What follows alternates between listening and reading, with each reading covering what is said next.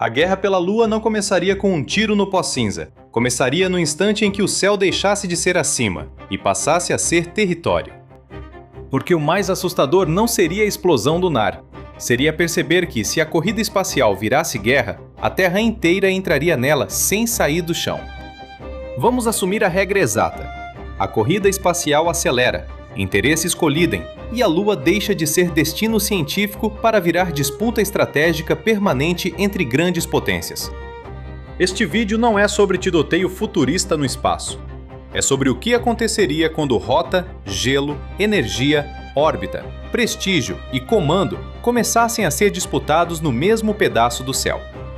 Durante muito tempo, a Lua foi símbolo, calendário, poesia, laboratório distante. Nesse cenário, ela muda de nome. Deixa de ser paisagem do céu e vira infraestrutura futura. Água, combustível, altitude estratégica, presença permanente e poder político. Quase todo mundo olharia para o mesmo lugar. Sombra eterna, gelo, posição privilegiada, terreno valioso. A guerra não começaria porque a Lua é grande. Começaria porque os pontos realmente úteis nela são poucos. Contagem pronta, motor alinhado, telemetria viva. E então a missão recua não por clima, nem por falha técnica, mas porque outra potência decidiu que aquela janela já tem dono. O século muda ali, o primeiro não pouse da história lunar. Quando mais atores entram no sistema Terra-Lua com interesses hostis, órbita deixa de ser corredor neutro, vira espaço de observação, sombra, bloqueio, escolta e suspeita.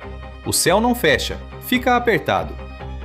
No espaço, quase nada é rápido o suficiente para gritar, e quase tudo é lento demais para dar segurança. Esse atraso produz um tipo especial de medo, o de tomar decisão sem saber ainda se o outro lado já decidiu antes. Basta um módulo, um rover ou uma estação de retransmissão ficar muda no momento errado para o planeta inteiro sentir o gelo do novo cenário. No começo, ninguém sabe se foi falha, sabotagem, teste ou aviso. Experimento, sonda, radar, pouso, reator, mineração de gelo, tudo continua existindo. Mas agora, cada equipamento carrega duas leituras ao mesmo tempo: descoberta científica e vantagem estratégica. Durante décadas, o espaço viveu de uma mistura frágil de regras, prestígio e autocontenção. Quando a Lua ganha valor operacional, a linguagem jurídica continua escrita para cooperação, enquanto a realidade começa a se comportar como fronteira. No dia em que uma pessoa pisa ou trabalha na Lua sob clima de conflito, ela deixa de ser só exploradora, vira bandeira ambulante, vira soberania encarnada, vira corpo diplomático em terreno sem polícia. No começo, investidores diriam inovação, turismo, extração, energia. Mas nenhum contrato privado sobrevive igual, quando o território onde ele pretende operar entra em lógica de negação, escolta e ameaça permanente.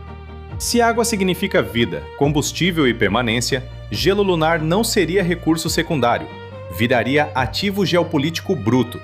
E quem controla a água fora da Terra começa a controlar o ritmo de quem pode ficar lá em cima. Imagine o absurdo histórico. Não uma fila por pão, mas por propelente extraído da Lua. Não uma disputa por estrada, mas por crateras frias. O futuro da expansão humana começaria a depender de quem autoriza o tanque. Muita gente imaginaria a guerra pela Lua como algo distante. Só que lançamento, fabricação, comunicação, seguro, navegação, observação e defesa continuam saindo da Terra. O conflito sobe, mas puxa o planeta junto. Quando o espaço vira frente estratégica, a base espacial muda de humor. Técnico vira ativo sensível. Janela de lançamento vira segredo. E foguete deixa de parecer ambição científica para parecer infraestrutura de guerra.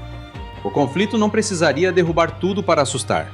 Bastaria contaminar a confiança em sistemas orbitais e cislunares para comércio, previsão, sincronização, finanças e defesa começarem a operar sob paranoia técnica.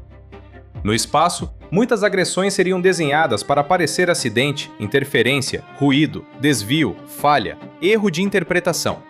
Isso cria o pior tipo de conflito, aquele em que a resposta sempre corre atrás da dúvida.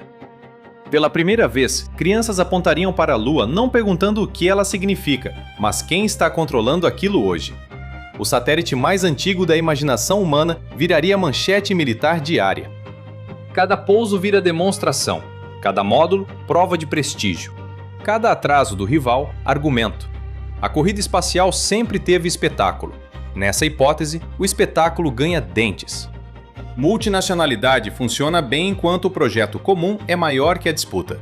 Quando a Lua entra em Guerra Fria quente, até a estação compartilhada, laboratório neutro e parceria técnica começam a rachar por dentro. Às vezes, o conflito não chegaria como explosão, chegaria como rotina perdendo inocência. Uma antena gira alguns graus, um feed é cortado, uma saída externa é cancelada, uma porta interna fica travada. Numa base lunar, a guerra começaria aparecendo o procedimento. Esse é um ponto importante. A guerra pela Lua não precisaria transformar a superfície lunar em campo de explosões visíveis. Bastaria transformar posição, presença e negação de acesso em poder suficiente para mandar na próxima etapa da civilização.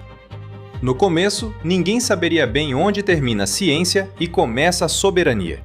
Um rover cruza alguns metros a mais. Uma perfuração entra no terreno errado. Uma antena aponta para onde não devia. E o pó lunar ganha valor de fronteira. Nenhuma potência enfrentaria esse cenário sozinha por muito tempo. Alianças se reorganizam, consórcios se partem, cadeias industriais se nacionalizam e o planeta inteiro reaprende a pensar em blocos. Seguro sobe, missão encarece, componente entra em restrição, tecnologia vira embargo, empresa vira extensão de Estado. A economia espacial deixa de ser aposta de futuro e vira setor sensível de segurança. Por séculos, geografia era aprender continentes, mares, rotas e fronteiras na Terra. Agora imagine uma geração aprendendo também pontos de Lagrange, corredores de transferência e crateras estratégicas, como se fossem estreitos e canais. Durante muito tempo, a exploração espacial vendeu um sonho de espécie: sair da Terra juntos. Nessa hipótese, o mesmo impulso vira separação ampliada. O céu deixa de parecer projeto comum e passa a parecer extensão da disputa terrestre. O símbolo que antes inspirava silêncio e conquista, agora passa a inspirar cálculo. Uma bandeira fincada na Lua deixa de dizer chegamos, passa a dizer não se aproximem. Pesquisa continuaria, descoberta continuaria. Mas tudo sob um teto mais baixo. Quando o território científico entra em lógica de ameaça, curiosidade passa a operar de joelhos. E esse talvez seja o pior cenário. Não uma grande batalha decisiva, mas um conflito longo, caro, nervoso, cheio de incidentes, bloqueios e recados. A guerra que não explode de uma vez é a que dura mais. Depois disso, olhar para a Lua deixaria de ser olhar para um símbolo antigo. Seria olhar para um fronte permanente. Um lugar onde a ambição humana subiu alto demais, sem levar maturidade junto. Talvez esse seja o ponto mais duro do episódio. Uma guerra pela Lua não seria sobre a Lua em si. Seria sobre quem controla a próxima camada da civilização, antes mesmo de ela ficar pronta. Quando rota, gelo, órbita, comunicação e soberania entram juntos na mesma disputa, a corrida espacial deixa de ser capítulo da ciência, vira era geopolítica. A modernidade acostumou a humanidade a pensar o céu como suporte relativamente silencioso. Satélite, navegação, relógio, observação, comunicação. Uma guerra pela Lua acabaria com essa inocência. Se o conflito durar, a geração seguinte já não herdará a Lua como sonho, herdará como território em litígio. E isso muda até o tipo de futuro que a espécie ousa imaginar. Isso importa dizer. Foguetes continuariam subindo, missões continuariam existindo. O problema é outro. A expansão humana deixaria de parecer aventura aberta e começaria a parecer ocupação armada. A imagem final do cenário não é estagnação total. É progresso nervoso, caro e armado. Base crescendo com escolta, ciência com sigilo, energia com bandeira, horizonte com dono. O verdadeiro efeito de uma guerra pela Lua não seria conquistar um satélite. Seria ensinar à humanidade que ela levou suas velhas disputas para o primeiro grande degrau fora da Terra. A Lua continuaria bela, próxima, simbólica, mas deixaria de ser só promessa de futuro. Viraria prova de que até a expansão da espécie pode nascer sob lógica de medo, exclusão e comando. Seria infraestrutura, território, garganta logística, linha de vantagem. E quando o céu muda de função, a civilização muda junto. Então a pergunta não é se haveria conflito na Lua. Talvez houvesse. A pergunta é outra. O que acontece com a humanidade quando a próxima fronteira deixa de ser descoberta e passa a ser posse? E se o verdadeiro terror da guerra lunar não fosse destruir a Lua, mas transformar o futuro em território cercado antes mesmo de ele começar?